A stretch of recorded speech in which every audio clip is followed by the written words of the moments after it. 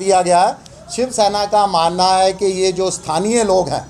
देखिए इनके रोजगार के जो इनको आज़ादी थी कहीं पर अपना रोजगार कमाने की, इनकी रोजी रोटी कमाने की, उस पर जो है वो ये कड़ा प्रहार है। देखिए जो प्रशासन ने निर्देश जारी किए हैं, जो प्रशासनिक की तरफ से आदेश आए हैं, उस पर 1968 का एक आंखें फिल्म का गाना जो है मुझे बिल्कुल स्टीक बैठता है कि गैरों पे करम और अपनों पे सितम। बिल्कुल ठीक इसी तरीके से जो है जम्मू प्रशासन इस समय काम कर रहा है कि एक तरफ आप बांग्लादेशियों को, रोहिंग्यों को, यहाँ तक के गैर स्थानीय लोगों को यहाँ पर बसा रहे हो, वो हमारे संसाधनों पर कब्जा कर रहे हैं, हमारी नौकरियों पर कब्जा कर रहे हैं, हमारे व्यापार पर कब्जा कर रहे हैं। वहीं अगर स्थानीय लोग कोई उधमपुर से उठकर या दूसरे ज़िले से जम्मू के उठकर यहाँ पर अपनी रोज़ी रोटी कमाने के लिए आता है तो आप उस पर जो है जोन बनाकर उस पर जो है हंटर अपना चला देते हो, प्रशासनिक निर्देश उस पर जो है लागू हो जाते हैं।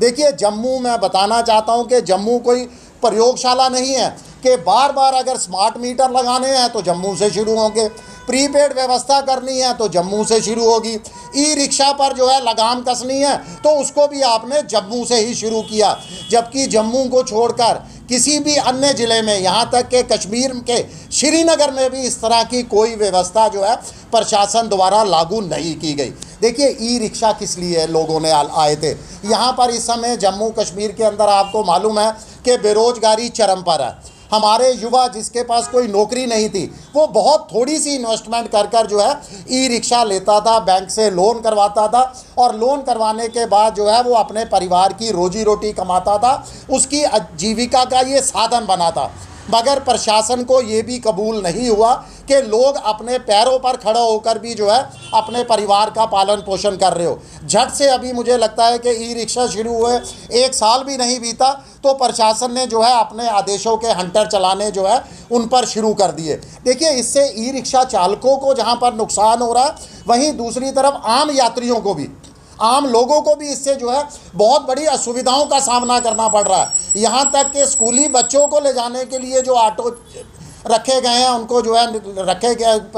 पेरेंट्स ने ऑटो वहाँ पर रखे हैं अपने बच्चों को ले जाने के लिए, उनको भी जो है मुश्किलों का सामना करना पड़ रहा है। वो बच्चों को स्कूल तक नहीं पहुँचा पा रहे, उनको 2-2, 3-3 ऑटो जो है वो बदलने पड़ेंगे। तो ये तमाम चीज़ें जो है मुझे लगता है कि कहीं ना कहीं प्रशासन से ये गलत आदेश पारित हो चुका है, जिसको शिवसेना ये मांग करती है कि तत्काल प्रभाव से ये ट्रायल भी हमको नहीं चाहिए,